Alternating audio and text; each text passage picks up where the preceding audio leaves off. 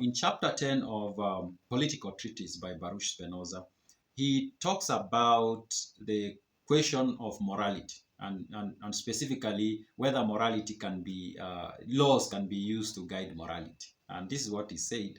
To avoid these evils or vices, many have tried to establish some sumptuary laws, but in vain. So it basically starts off by saying, trying to come up with laws to guide human behavior, especially trying to make people virtuous through laws, it doesn't really work. Or trying to get rid of vices by coming up with laws, it doesn't really work. Continues on to say, for all laws which can be broken without any injury to another are counted but a laughing stock, and are so far from bridling the desires and the lust of men that on the contrary they stimulate them.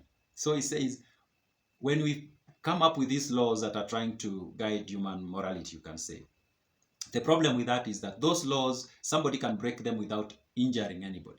And if a law is there and somebody can break it without injuring any other person, then those laws become basically a laughing stock. Like nobody takes them serious. And he says, in fact, those laws stimulate people to break them. Like and he says, for we are ever eager for forbidden fruits and desire what is denied. And because there are those laws that tell people don't do this, don't do this, it's kind of like those laws now make people want to do exactly that. They want to break those laws. So he says it's basically, it doesn't work to create laws that try to guide people's morality or try to make people virtuous. It doesn't really work in the long term. He says, I conclude therefore that the common vices of peace, of which we are here speaking, are never to be directly but indirectly forbidden. That is, by laying such foundations of dominion that the result may be that the majority, and I do not say are anxious to live wisely, for it is impossible, but are guided by those passions whence the public has most advantage. So he says, he doesn't say like we should abandon completely trying to guide morality. That's not the point he's trying to make.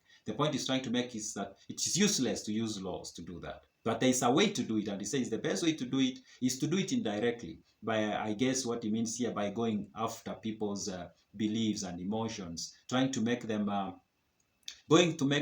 making them feel like they are good people when they do certain things and bad people when they do other things. Not necessarily putting laws for that, but making people just feel they are more honorable when they do a good thing and less honorable if they do something that is not virtuous. And he continues to say, and therefore the chief point to be studied is that the rich may be, if not thriftily, yet avaricious.